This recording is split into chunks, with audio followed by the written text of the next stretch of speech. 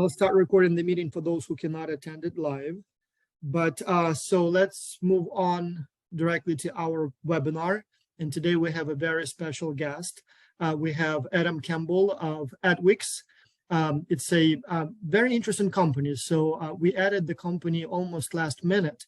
And the reason for that is that some of the companies are sort of typical, the business model or product is what you all students know, like, companies that make food or clothing. You kind of know how they operate. You've seen them. You maybe even had internships or jobs with companies like that. Now here we have a company that is equally important, and perhaps in a way we all are customers of this company, but it's one of those sort of back-end companies, whose work we never see, or most of us never even think about. So it's a company that essentially builds and supports online stores. So we all shop at those stores.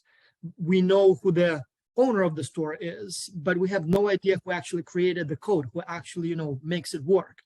And so when Atwix expressed interest in participating in Xculture, I thought, oh, that's actually a very interesting company, because you students, by working on this challenge, you will learn something that most people never even think about. So that's an interesting, very interesting type of product. And so today we have the founder. Are you both guys founders, or one of you is a hired manager? So anyway, Slava Kravchuk, my friend from Ukraine, world traveler, known, at least to me first, as a guy who crossed the African continent on wheels, and he had a nice podcast, Africa on Wheels. I mean, he literally went across the whole continent, like, I don't know, 30 countries or whatever the number he needed to cross, and also a successful entrepreneur. And then also Adam Campbell, who, as I understand, is one of the top managers at the company, right? And so I'll turn the microphone over to you guys, and maybe we can start with a quick review of the history of the company, the product that you offer, so sort of some of the basics. Meanwhile, for the students, if you guys have any questions, we have a Q&A window. Just type your questions there. I got a bunch of questions via email from students who couldn't attend live. They have lectures at this time. I'll ask them as well. But let's start with an introduction of the company by the two gentlemen here. Absolutely. Thank you so much, Vasil. We're really pleased to be here today and to share with Xculture. We're impressed by the success that your organization has, and sort of the access to the students and the great ideas. And so really appreciate that. I'll take a few minutes and share just a little bit about Atwix and a little bit about the challenge. And then we'll hand it over to Slava as well. As you said, the founder. I'm not a co-founder, but that's okay. And we'll just go from there. So basically, like Vasil was just saying, is e-commerce is something that affects everybody's life all the time, and we may not really think too much about it.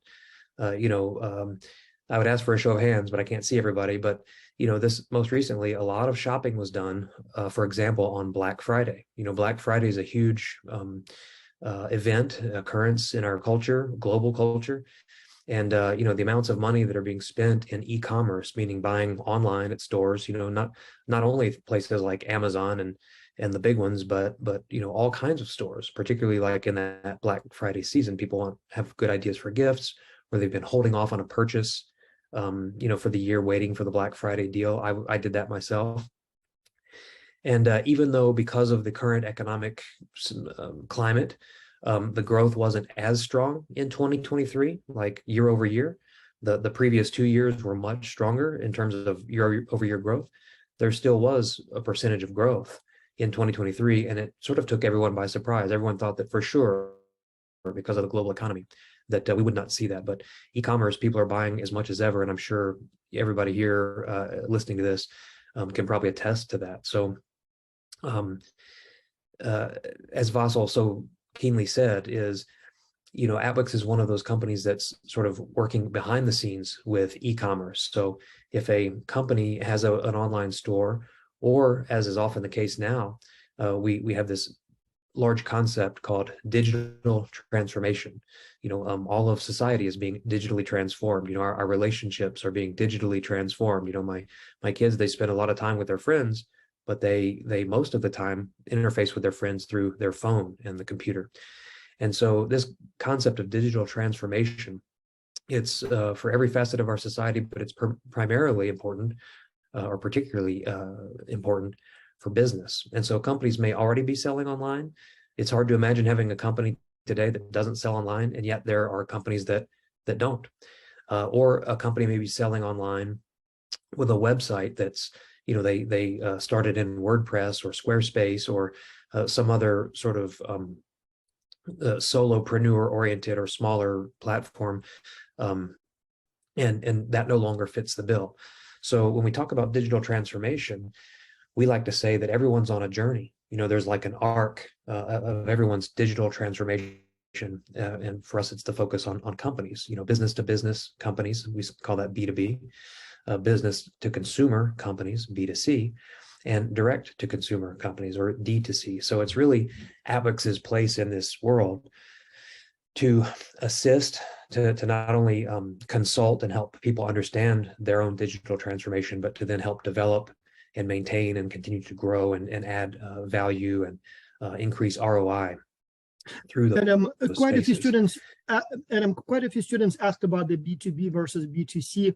So you work only as B2B, only to business. Is that correct? No. In fact, we support B2B, B2C, and D2C. And by that, what I mean is that these are the companies that we're enabling. So a company that Atwix will serve as a consultant or as a developer partner, But in terms of who pays to you, so I assume your customers, the payers from whom you receive the check, so to speak, those are always businesses, right? So that's not consumers. Yeah, most typically that's exactly right. We're helping businesses, established businesses with their But the marketplaces you create, they can serve other businesses, consumers, so all kinds of business models. It doesn't really matter. So you do it all. Yes, that's right. They sure can. And we do it through the power of this platform called Magento. I'm not sure how many people have heard of Magento. It's not a hugely recognized name if you're not in the business, but and this is really how we started. So many years ago, Magento, the reason why people pick Magento, a little while ago, I mentioned WordPress. You can certainly build a store in WordPress. You can build a store using this service called Squarespace. And there's a lot of other e-commerce modules, and some are bigger and more ornate than others. And the reason why people love Magento from the very beginning is because it was open source, meaning that you can view the code, you can edit the code. There's no black box that you can't see into. But more important than that, it's what we call highly extensible.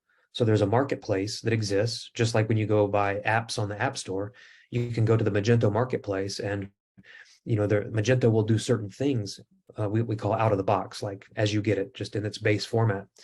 But most typically, a company is going to want to modify their functionality or to extend their functionality. So they utilize these marketplace extensions. And so this high extensibility combined with the open source nature is what really makes Magento shine.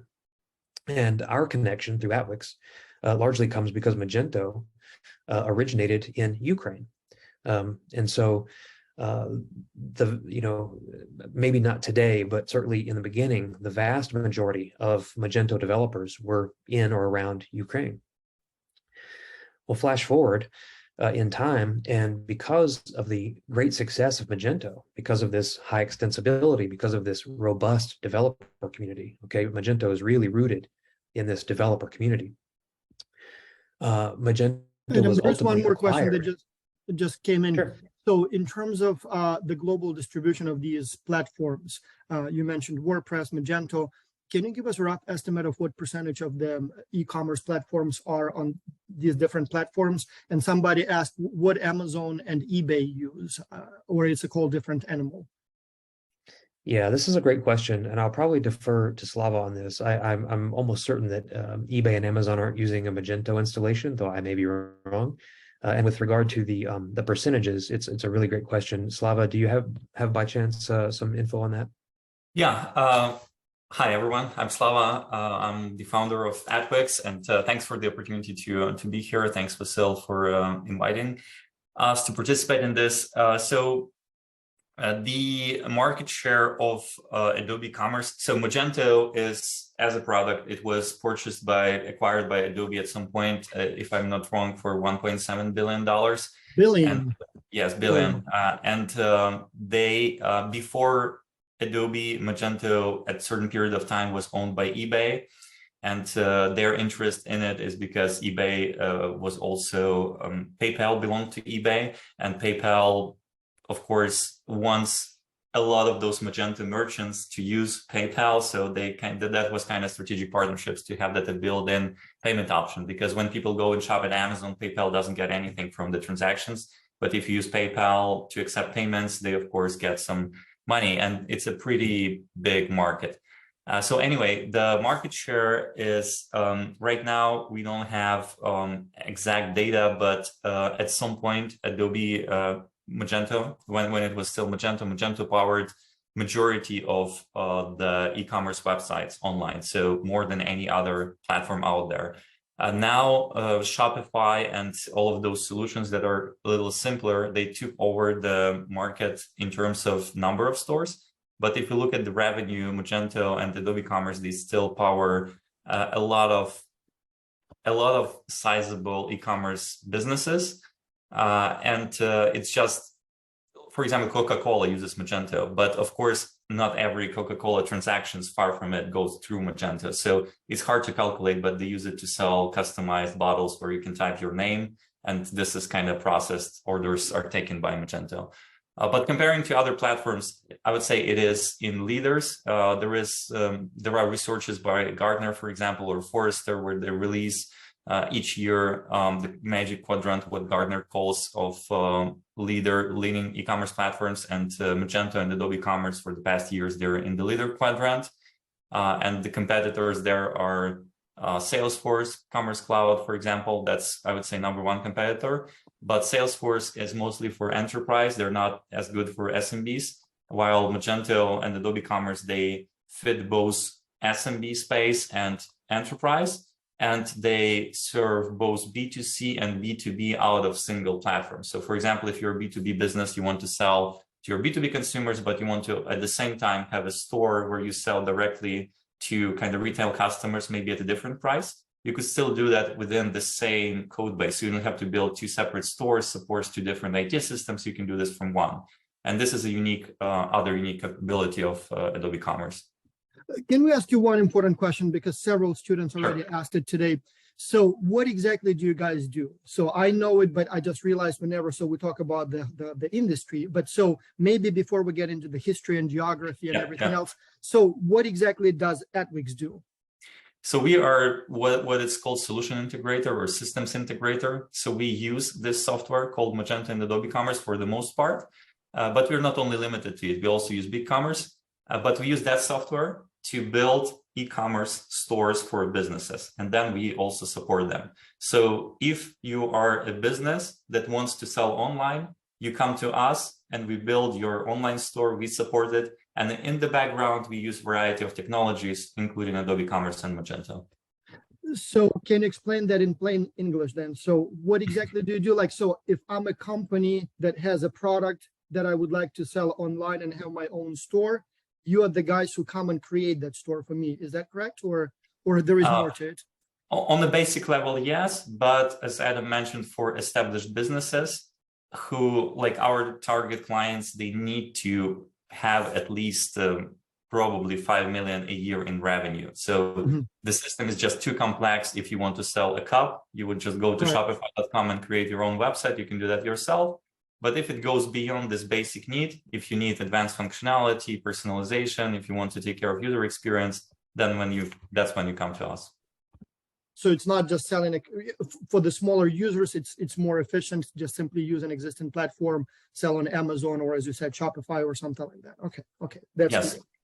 And by the way, it's not a secret, Amazon is about 50% of e-commerce market share. So that's a giant. And then you take Walmart, it's another 7 or 8%. So, but there is maybe 40% of global, or not global, let's talk US, maybe e-commerce market is all of those kind of custom built solutions. And we are powering some of that. Yeah. Okay. Very nice. And so can we ask a few basic questions? Again, they started zooming out very quickly here. So, so one, how old is the company? Just to get your basic bio, so to speak. So when was the company founded? Under this brand in 2010, before we just used a different company name, but let's assume 2010 for Atwix. And what were your main sort of evolutions or pivots? Did you start exactly what you're doing now, or was it something else and then it morphed into what you are now?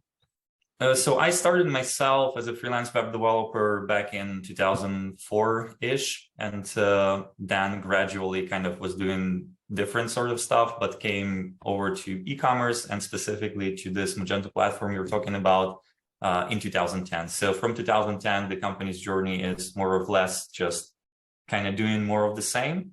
2015, we went distributed. That was not common. So we decided, okay, let's hire people from anywhere in the world.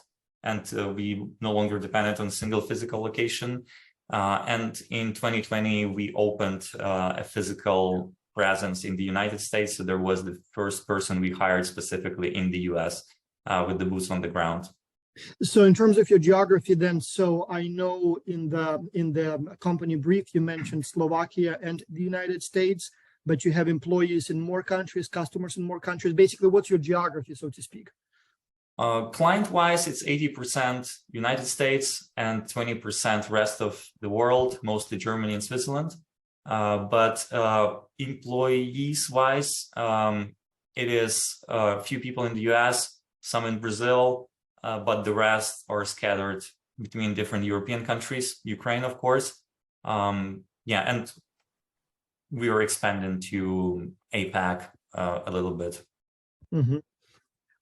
So a few more questions about the product before, again, we get into more. So the product that you build, and I hope I understood the question correctly from the student.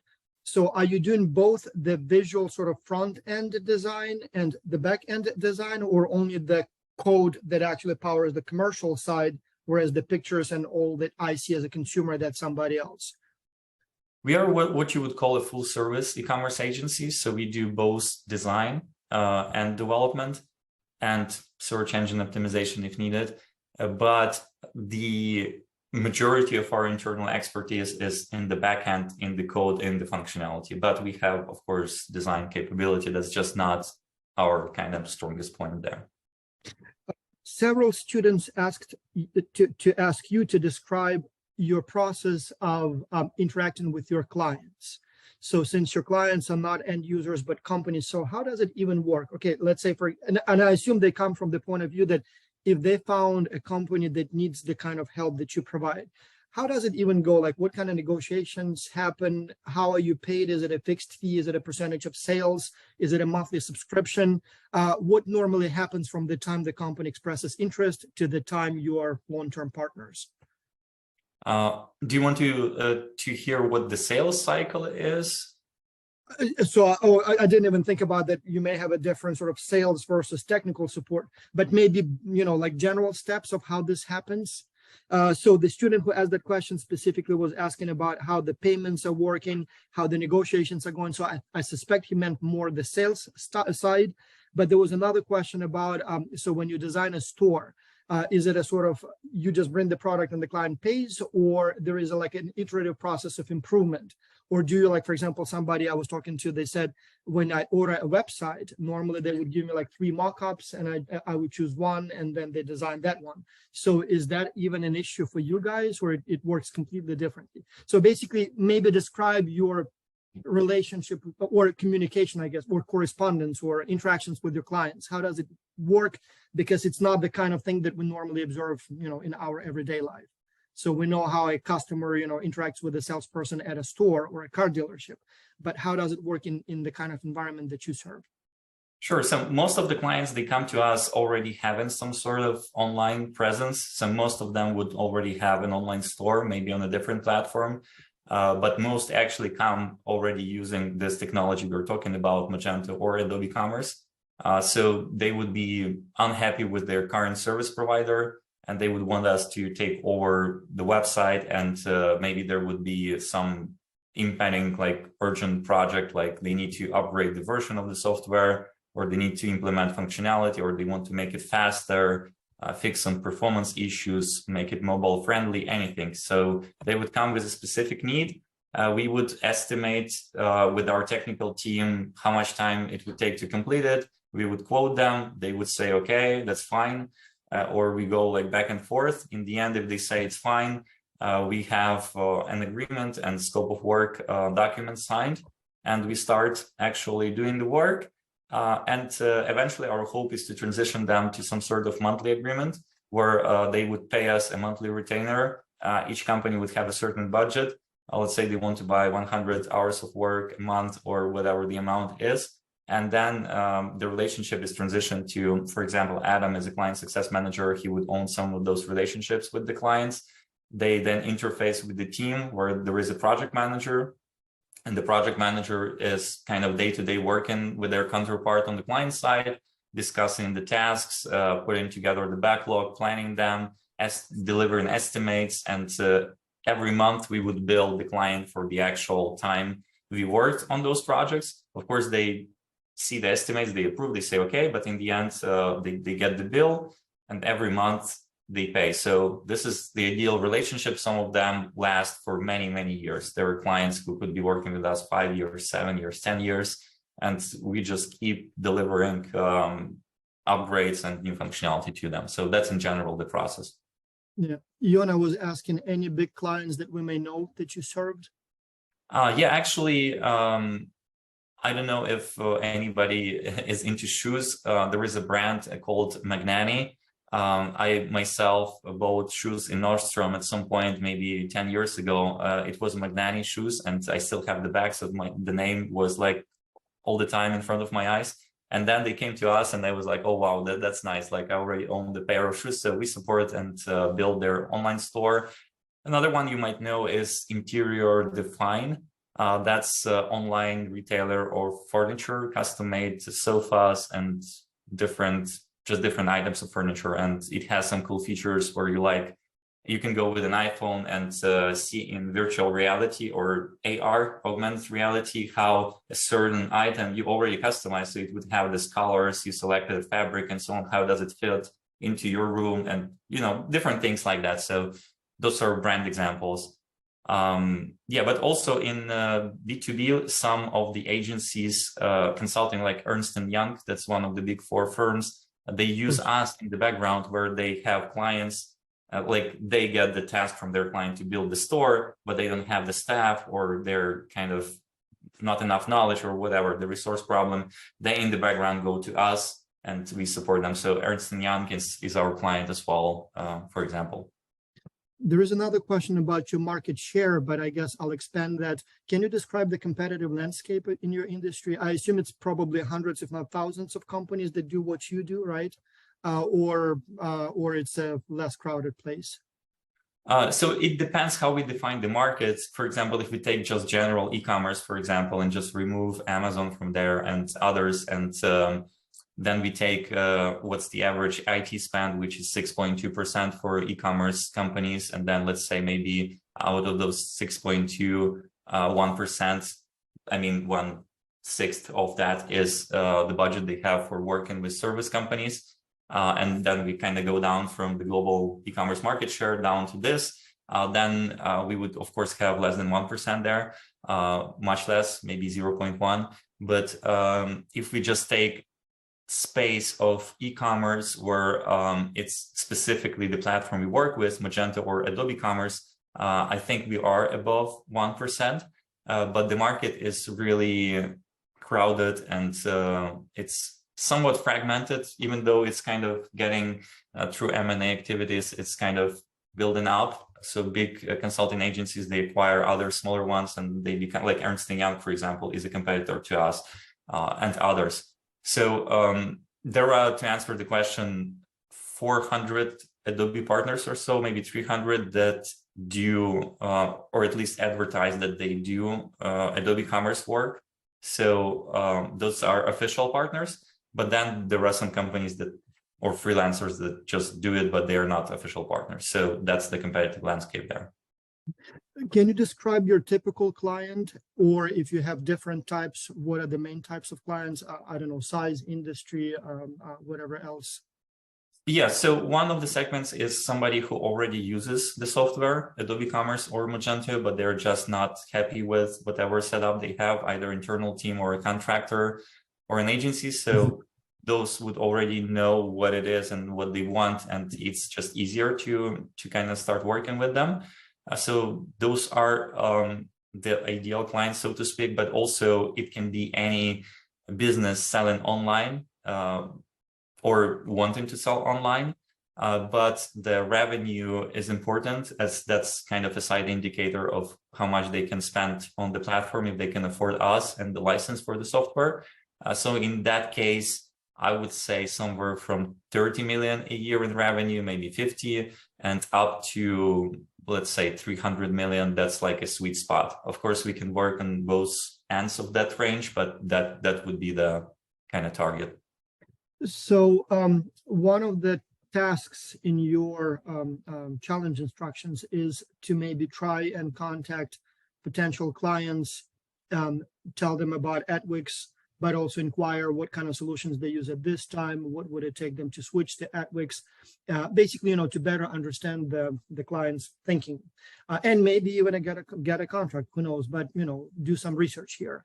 So what would be not only what would be the companies the students should approach, and you even provided generously a list of some potential clients, but also if students wanted to identify them, so what should they be looking for? What kind of, like, how would you spot a company that could potentially be your customer? Yeah, so in general, this it could be many, but to not boil the ocean, let's say one of the segments we target are B2B companies, so manufacturers maybe, or distributors. Those are usually lagging a little bit behind in digital transformation journey. Some of them are still using paper kind of catalogs and ways to order that are not digital. Especially in the United States, they still use like literally checks and orders and like paper. I mean, Europeans laugh at us, but yeah, in the United States, that's but even for example, you have like a whole box of those things, right? No, this company is our client. It's PowerPack, so they are in New York and Seattle, and they sell kind of supplies for construction and kind of safety equipment. And their value prop is they deliver the same day. If you order by 10 a.m., they deliver by 4 p.m., for example. But those are quite progressive. They embarked on this journey, but they need help. So we come as experts and we help them accelerate this. And their goal might not even be grow the overall business, but transition kind of part of their business from ordering over the phone, because that's just too time consuming and resource consuming, to ordering online. So that's I would say one of the ideal customer profiles are B2B businesses, probably in the United States, preferably, because that's our target market. We know it. There is no language barrier. And those B2B companies need to be generating already maybe at least $30 to $50 million a year in revenue. And they want to embark on this digital transformation journey or help us advance if they're already embarked on it. So we would build e-commerce and help them have that as a channel for them. Yeah, and just to be sure, so Gloria Henry is asking, so you're talking about 30 to 50 million US dollars, I assume. That's yes. And then there was also a question about languages. So do you support clients only in English, or you can serve them in different languages? Mostly English. That's what works. I would say mostly English, even if it's a German, let's say, company. But if it's of that size I'm talking about, usually they adopt English as a language of choice inside the corporation. And so you're talking about the revenue size, but would you be able to give us a range of how much it costs to offer a solution like yours? Sure. The solutions, we have what we call rapid deployment package. So that's kind of a pre-packaged offer, which is not too customized, something that you can kind of plug and play and use.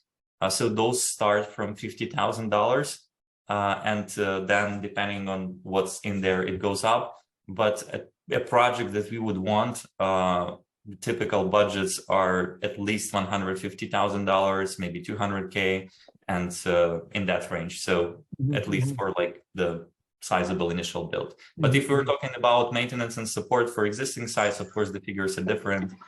This can be monthly commitment, but what we're talking is at least, let's say, $5,000 a month in spending for kind of maintenance and support and more, but ideally 20, 30 in that range and more. So it's basically six-figure to launch and build. Yeah. Sorry. Yeah, so some people started raising hands and I gave them the chance to speak. And so it seems like some started speaking before it's their turn. So there was another very interesting question, artificial intelligence. The last few months, especially, the talk has been this open AI, the chat GPT, and I actually tested it, quite amazing.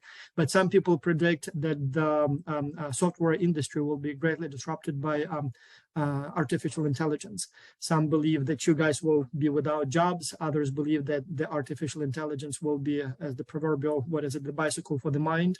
So you'll just be able to do much more and much better. So it will not replace you, but enhance you or make you more productive.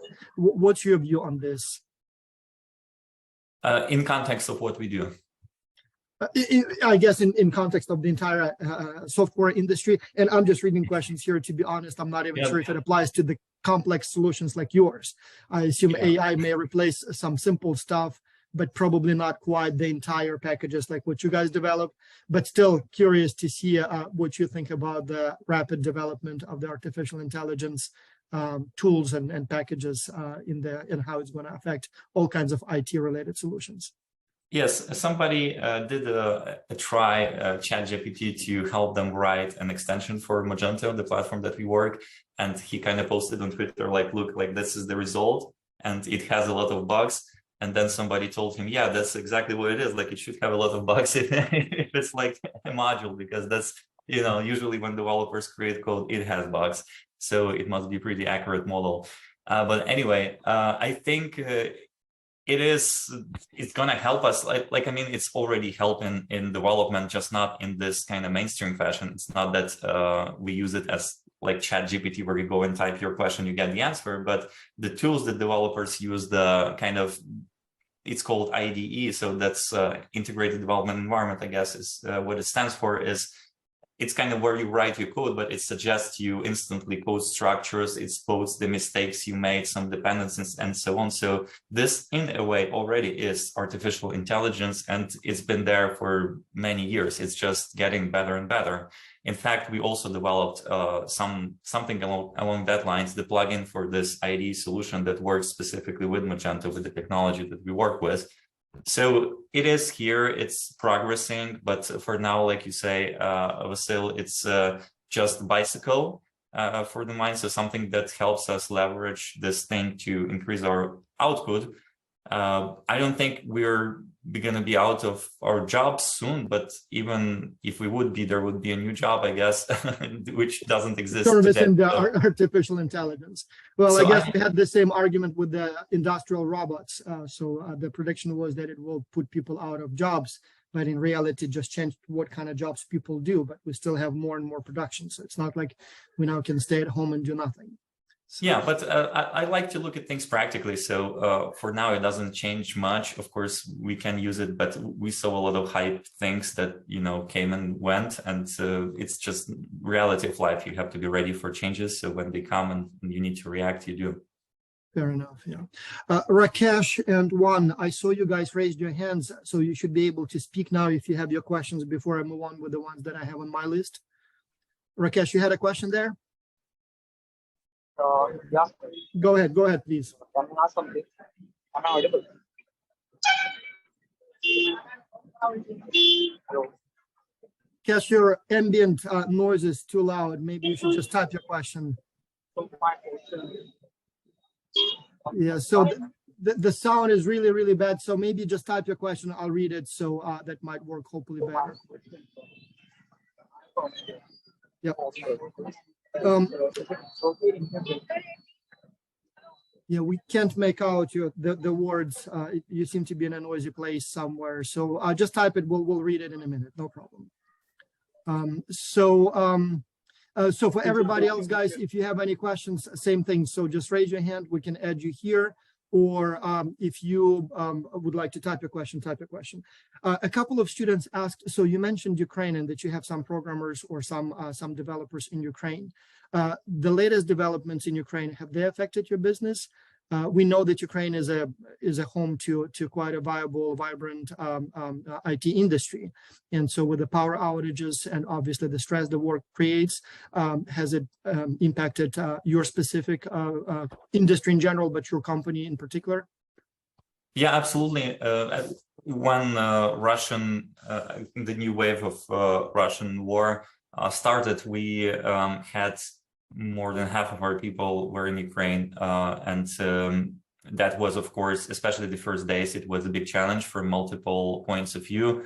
At first, there were no infrastructure problems, but physical security problems, where some of our people were in Kharkiv or in Kiev or north of it, and some in Kherson. So some of them even got kind of behind the front line in temporarily Russian-occupied territories. So it was a big issue for us, something we needed to deal with, but thanks to majority of the people or our kind of home base office being on the western side of Ukraine in Khmelnytsky, we managed to provide this kind of shelter to people. They could just move there, drive there, and just even stay in the office for a little while. And it had internet, power, everything. So the first challenge was when the war started was with people's kind of ability to work for multiple reasons: physical security, mental state, and just, you know, a need to move around, get their family somewhere safe. Somebody was trying to get out of Ukraine. So it was a chaos, but thanks to our team being distributed and the coordination, everything worked out. We were really proactive with clients to communicate what's happening, what kind of contingency plan do we have, and so on. So that kind of stage is now over, the initial one. So that was usually that was basically the first month when it started. We dealt with that, but of course the problem didn't go anywhere, and it just transformed into the probability that we have to always account for that some of our people might be drafted to army. So it's not that you can have a reliable resource to the client. Also, some of the companies now have limitations. They don't want to work with Ukraine just because of their policies. So mostly I'm talking about bigger global companies. They're just risk management doesn't permit them to do this. And the people that we kind of know, they want to work with us, but they say, okay, sorry, that's the company policy. We cannot work with you, with somebody in Ukraine. So that's another challenge there. But thanks, we have people in other locations, so we were able to balance that. And third one is ethical also, because even if during normal times we would maybe part ways with somebody who's not performing well, now we have to consider what's the reason. And maybe, you know, it's psychological state, try to help them. And we have to be extra considerate and balance this business need of keeping the business afloat, but also being human to people, and people who kind of work for us, we need to help them, and so on. Plus another thing is, as a company, we donated a quite sizable amount of money to help Ukraine, and that kind of put some pressure into our P&L. And yeah, those are just some of the challenges that we are dealing with. And of course, the global economy doesn't help now, with kind of everybody's trying to save money. But what I can tell is that our clients were quite supportive, and all of them to one, they of course are on Ukrainian side, and they express support, they express understanding, but still we clearly understand that it is business for them, of course, and if we won't be able to deliver, nothing would help us. So we have to do all we can to deliver. We're approaching the time limit, but there are still a few questions. Marketing. So several students asked, how do you currently market and promote your services?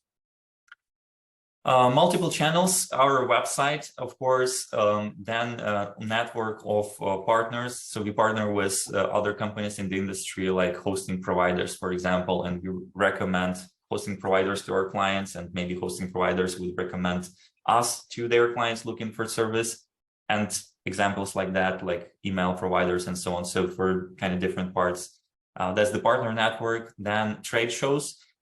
This quarter, I just got back from New York. We exhibited there at NRF, big show. That's a huge show for 35,000 people. We had a little booth there. So then in March, I will be in Las Vegas and Adam will be there.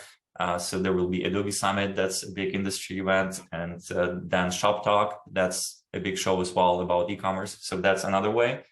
Trade show presence. And then it's email marketing, lead generation, like we collect potential kind of list of potentially interested people, like those that use Magento already, and try to reach out to them on LinkedIn, via email.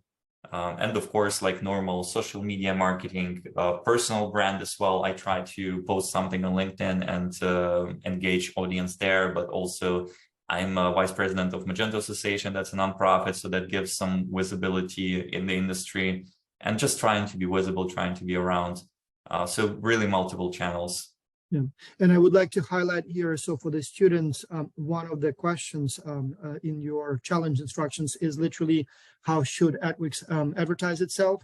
And so keep in mind that the nature of business is such that probably ads on TV, that's not the right way to go. So it has to be sort of more sort of professional channels. Maybe you'll identify some sort of mailing lists or online groups, or maybe some special magazines or some news distributions for specifically people in these industrial types of settings. So those would be probably much more effective and efficient and cheaper ways to reach the target audience. A couple more. Yes, go ahead, please. What I would also add important on the marketing side is it's very different from traditional B2C models. Right. Because our sales cycle can last really long. It can be 6-9 months, a year, even more sometimes. Sometimes it's quick, but normally it's not, because with dealing with big companies, they have different kind of approaches to selecting vendors, and we were talking about bigger contracts, so it's a little bit kind of more difficult. So we are less volume. Maybe, we would be happy to get one client a month, but, it requires significant effort. So you do like all you can, and then maybe something works out somewhere. And that's more of like, a PR rather than marketing, maybe in a way. But anyway, just keep that in mind. B2B is very different. That's what Vasil is saying. Yeah, Rakesh, I see you raise your hand again. Maybe your sound will be better. So if you have a question, go ahead, because I have a short blitz just to wrap it up. Go ahead, please.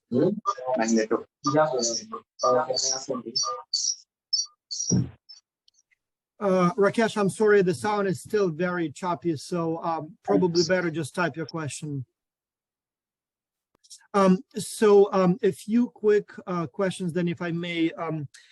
So one for you, Slava. So many of our students, as you know, are MBA students or nearing the graduation bachelor's program students. And so many of them want to be in a few years where you are now. So one question they ask, what are the biggest challenges of being a company founder, company sort of manager, owner? And then there would be the same question for Adam in these economic conditions, managing a specific branch of your business. So what are your basic daily challenges that you have to deal with? Or biggest challenges? You mean when starting or today?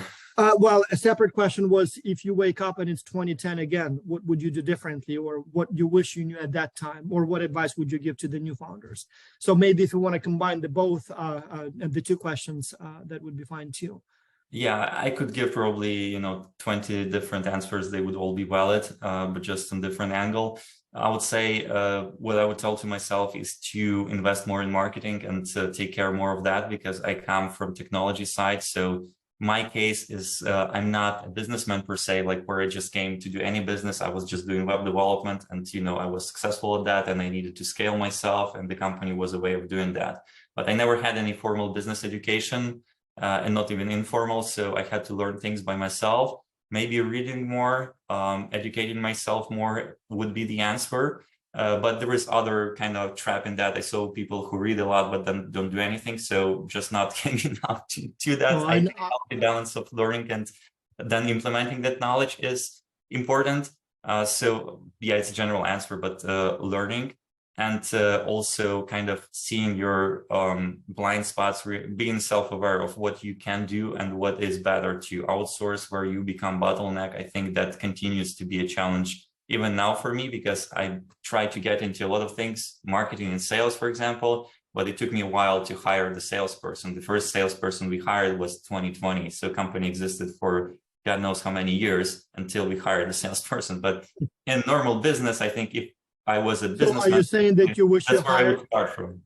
so but to that, are you saying that you wish you hired a salesperson earlier? Is that what you mean? Yes, or maybe kind of, yes, probably that and marketing.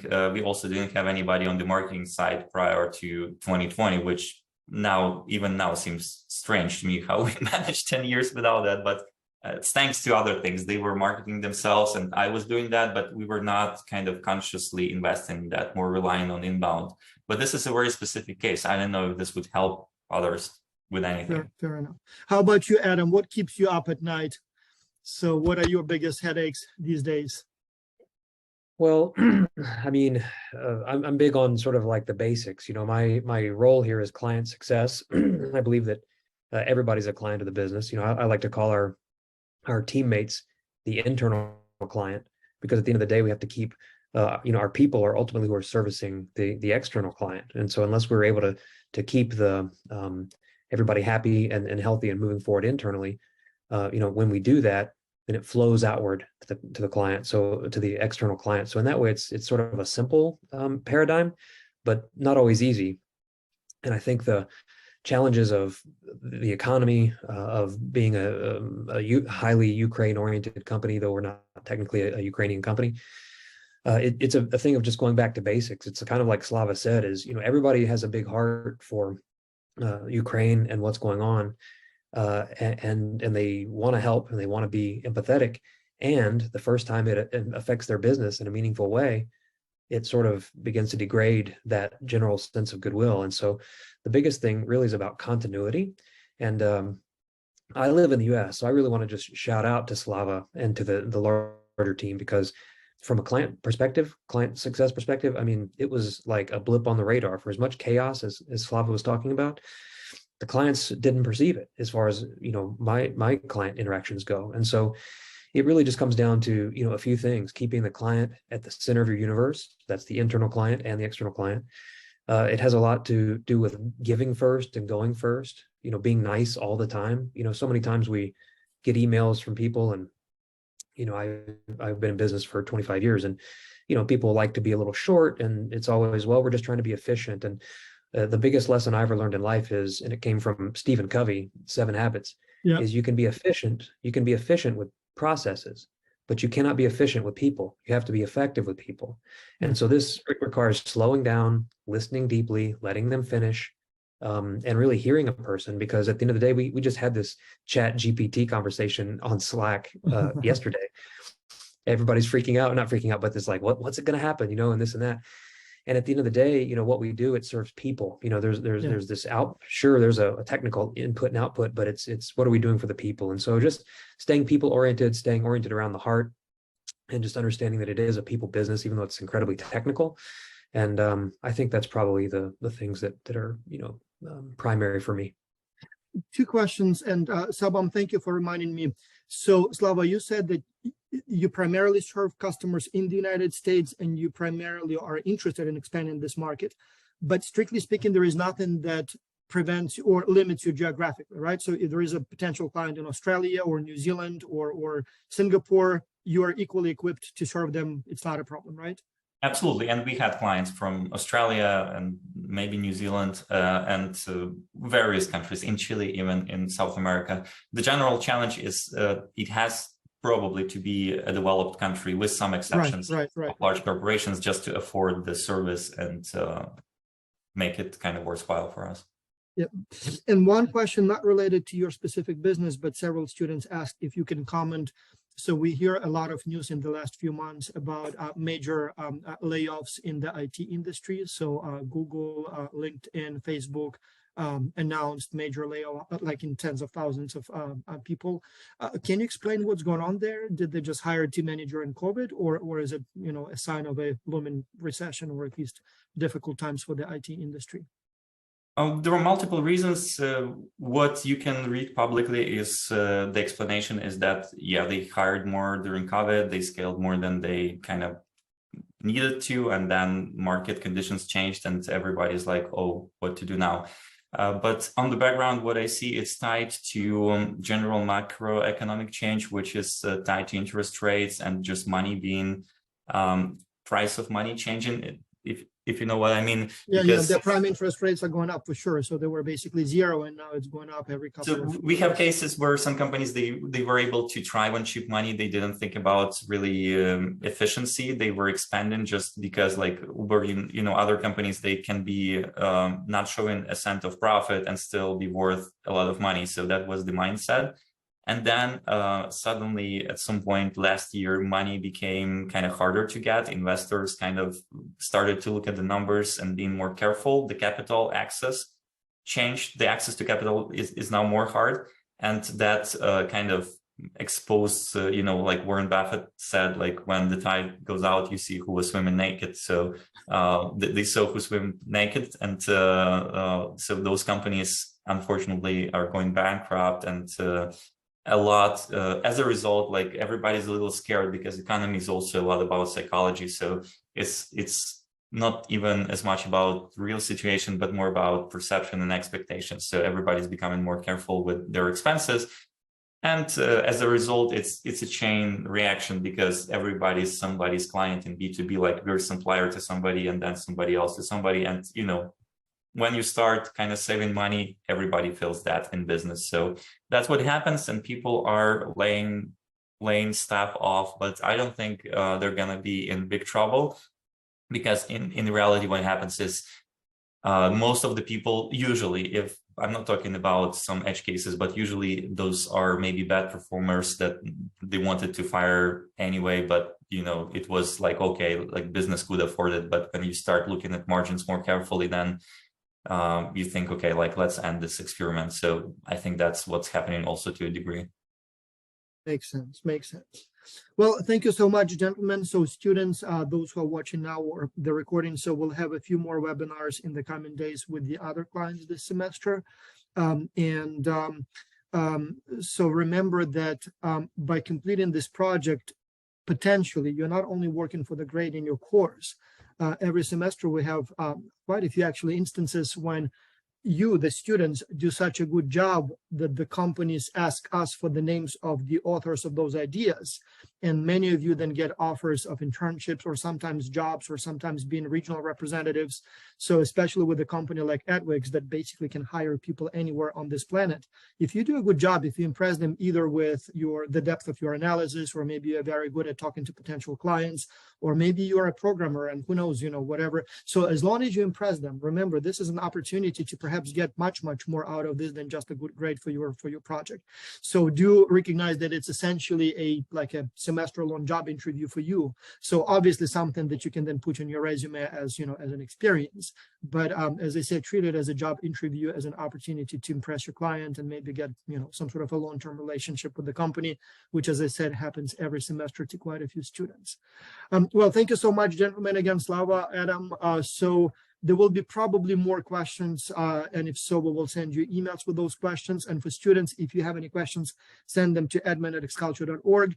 If it's a repetitive question, we have the answer, we'll send you the answer right away. If it's a new question, we will then contact the company. And then when we have the answer, we'll add it to the frequently asked questions catalog so that you can see what others asked and you can see the answers as well. Have a nice day, everyone, then. And thank you so much for the informative meeting and webinar. Thank you. Absolutely. Thank you so much. Bye. Thank you. Take care. Appreciate it. Thank you.